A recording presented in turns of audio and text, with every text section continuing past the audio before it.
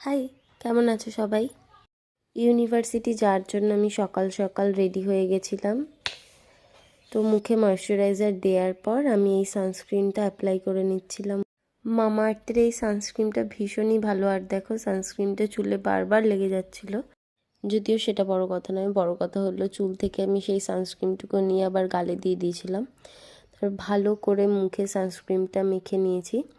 সত্যি কথা বলতে এই মামাআর্থের সানস্ক্রিনটা মাখার পর মুখটা অনেকটাই গ্লো করে।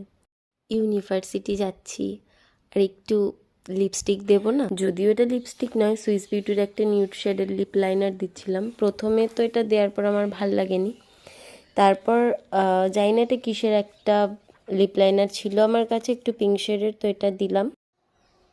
আর বাইরে বেরোলে তো পারফিউম তো দিতেই হবে, তো একটু পারফিউম দেওয়ার পর দেখো ফাইনালি আমি রেডি। স্টেশন যাওয়ার জন্য বেরিয়ে পড়লাম। আর এটা হচ্ছে আমাদের গ্রাম, আমাদের শিমলাগড় গ্রাম। দেখো অনেক সুন্দর, অনেক চারিদিকে অনেক গাছপালা আছে, অনেক জমি, বেশ সুন্দর। আর দেখো কত সুন্দর আম গাছে মুকুল ধরেছে। তো এই যে চলে এসেছি আমি শিমলাগড় স্টেশনে, আর এটা আমাদের শিমলাগড়ের বালির ঢিপ। ফাইনালি ট্রেনে পড়লাম।